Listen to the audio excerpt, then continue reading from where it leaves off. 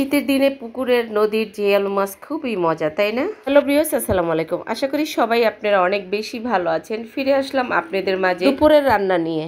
আজকে দুপুরের রান্নায় থাকবে আমার ডাল, ভাজি, তারপরে কই মাছ ভুনা। আর এই যে কই মাছ দেখছেন, এই কই মাছগুলো হচ্ছে আমাদের গ্রামের নিজেদের বাড়ির পুষ্কুনির কই মাছ।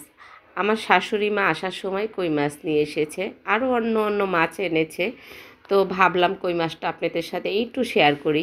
আসলে এই শীতের দিনে শোল, টাকি, কই, শিং, জাগুর এসব মাছগুলোর মজাটাই আলাদা। একটা মজার ঘটনা বলি।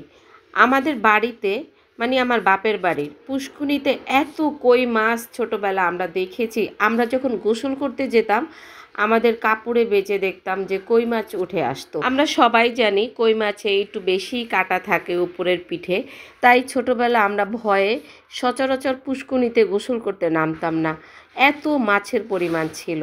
যাই হোক, এখন আর সেই দিনও নাই আর সেই পুষ্কুনিও নাই। পুষ্কুনিগুলো ভরে সবাই যেন গ্রামে কল দিয়ে কলে গোসল করছে, ঢাকার মতো অবস্থা হয়ে গেছে। গ্রাম আর এখন গ্রাম নেই, গ্রাম হয়ে গেছে শহর। তাই গ্রামে বেড়াতে গিয়ে এখন আর মজা পাই না। ছোটবেলা এই শোল মাছ, টাকি মাছ, কই মাছ দিয়ে ভাত খেয়েছি রোদে বসে শীতের দিনে সকালে, অনেক মজা করে ঠান্ডা ভাত।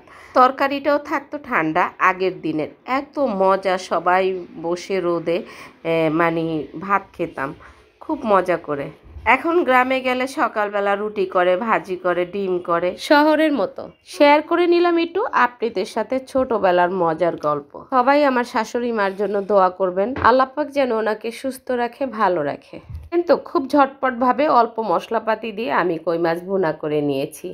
ধনিয়া পাতা দিয়ে এখন আমি নামিয়ে ফেলবো। ভিডিওটা ভালো লাগলে অবশ্যই লাইক করে দিবেন, শেয়ার করে দিবেন, ফেসবুক পেজটি ফলো করে ইউটিউব চ্যানেলটি সাবস্ক্রাইব করে দিবেন। আপনারা চাইলে রেসিপিটা বাসায় একবার ট্রাই করতে পারেন এভাবে। আজকে পর্যন্তই, সবার কাছ থেকে ধন্যবাদ জানিয়ে বিদায় নিচ্ছি। আসসালামু আলাইকুম, আল্লাহ হাফেজ।